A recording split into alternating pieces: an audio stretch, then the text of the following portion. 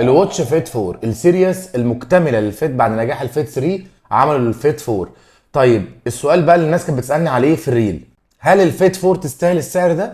بص انا هقول لك المزايا وهقول لك العيوب زي ما انا بعمل دايما. اولا انا بعتذر لكم ان انا اتاخرت بقالي كتير قوي عشان طبعا كنت بجدد الاستوديو زي ما انتم شايفين، وبالمناسبه انا هعمل لكم فيديو بيشرح انا ازاي حولت الاستوديو ده بامكانيات يعني بسيطه جدا، تكاليف زهيده، كل ده باستخدام شات جي بي تي. هشرح لك في حلقه مفصله ازاي تعصر شات جي بي تي. يعني الاستوديو ده بالشكل اللي انتم شايفينه ده انا عامله بشات جي بي تي، صورت له الامكانيات المتاحه، العده اللي عندي محتاج اعمل ايه، عشان برضو ما اخدكمش في يعني في حاجه تانية بعيده عن الساعه الفيت 4، بس انا لازم اشرح لك ازاي تستفيد وتعصره وتطلع منه الخلاصه. طيب خلينا نتكلم عن الفيت 4. هل هي ب 8000 جنيه ده بسعرها في مصر 8000 جنيه؟ هل السعر ده مناسب اللي هو تقريبا حوالي 120 دولار، ولا هي غاليه مبالغ فيها جدا في السعر؟ هنا اول حاجه نتكلم عن مواصفات العلبه. العلبه بتاعتها دي الفيت 4 بيجي جواها الشاحن، ما عملوش اي اختلاف في الشاحن، بس خلوا الظهر بتاعه يعني ميتال شويه. دي حاجه مش عارف هتبقى مفيده او لا، مش شايف لها اي افاده، بس هي مخليها شكل الشاحن حلو جدا. محتويات العلبه ما بيجيش اي حاجه تانية من العلبه غير الكتالوج، يعني العلبه بيجي معاها الكتالوج والساعه. هنتكلم عن الشكل والتصميم. اول حاجه الاستراب النايلون ده عجبني في حاجه واحده بس، في الميه لما باجي استخدمه في الوضوء او باخد دش مثلا او حاجه بيه ما بيشيلش ميه لان هو نايلون، فبيصفي الميه على طول ما بيشيلش ميه، فبالنسبه لي لطيف. لكن انت طبعا على حسب انت ميال لايه، ان هي جايه بكذا حاجه، بيجي منها النايلون، السيليكون، الجلد، طبعا حسب اختيارك. انا بحب الجلد طبعا عشان بيليق على حاجات كتير قوي في اللبس، لكن النايلون كان بالنسبه لي لطيف، يعني لطيف عشان موضوع الميه ده.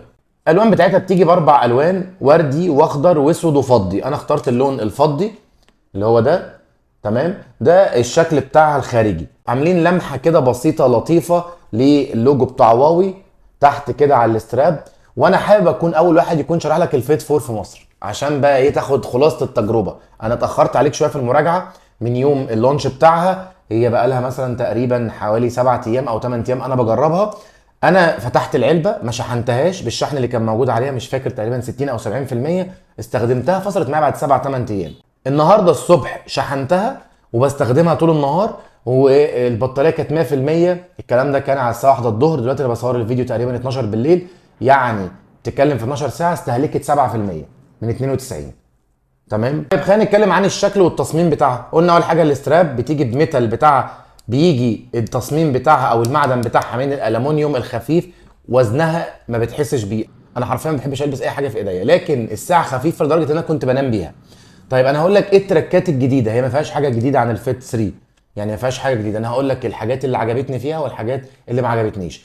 فانا بقول لك ان هي ما فيهاش اختلاف كبير، لكن فيها كام ميزه كده هي بتميز الساعه دي عن غيرها. بتيجي بشاشه اموليد، الوان واضحه جدا، واحد علامه 82 انش، شاشه حجمها واضح، تميل الى ديزاين الابل شويه، شكلها شياكه في الايد. تيجي ب 480 في 408 بكسل، سطوع شاشه في الشمس جبار.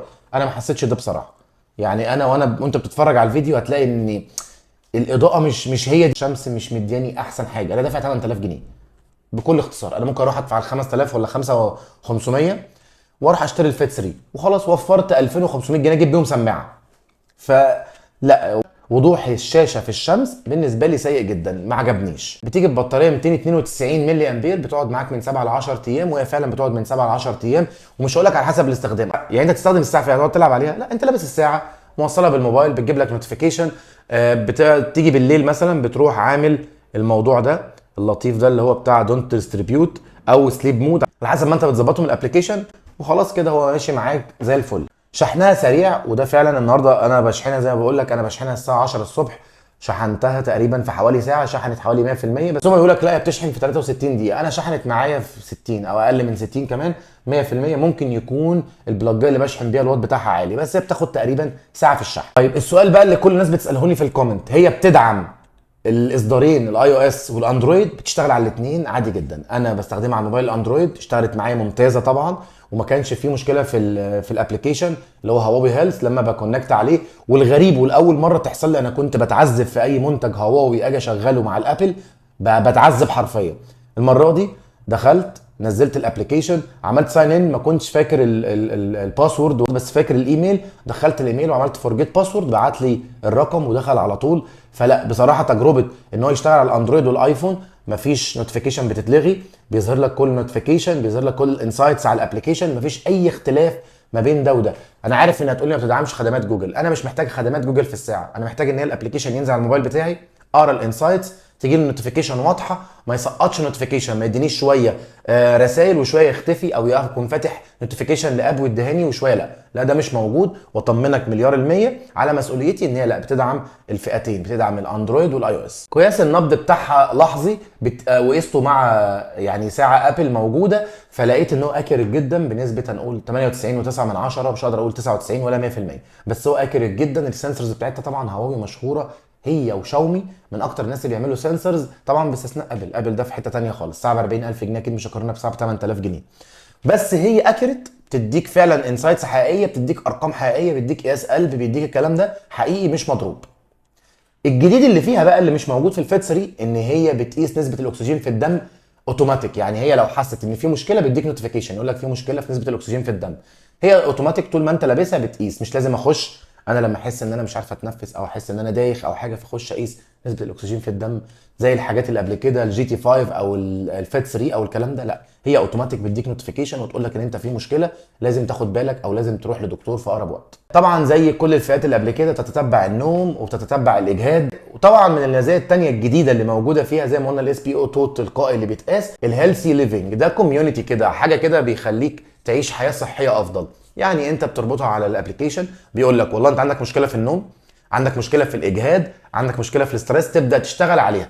انا بفولو ده من خلال الابلكيشن، وهاخد لك سكرين شوت من الابلكيشن اوريك الانسايتس بتاعتي خلال ال8 ايام اللي فاتوا. كان بيقول لي انت عندك مشكله في النوم، الديب سليب النوم العميق بتاعك وحش، لا عندك مشكله في ارق، في اجهاد، في توتر، فبيديك شويه انديكيتور كده. ده ممتاز، ده زي كوميونتي كده، دكتور انت ماشي بدكتور صغير كده في جيبك، لان طبعا الدكتور الحقيقي هو الدي 2. طبعا الدي 2 احنا عملنا شرح وفيديو ليها دكتور، لكن ده دكتور صغير كان لسه خريج يعني، فهو ايه بيدي لك بقى شويه تفاصيل ومهام، بس هو يعني ايه بيقول لك كل حاجه بقى، بس طبعا مش زي الدي 2، لان دي 2 طبعا فرق شاسع، وممكن ترجع لفيديو دي 2 لو عايز تعرف تفاصيل اكتر عنها. فيها اكتر من 100 نوع رياضي، بس اللي انا مش قادر افهمه هو ليه ما حدش بيعمل المود الرياضي الجيم.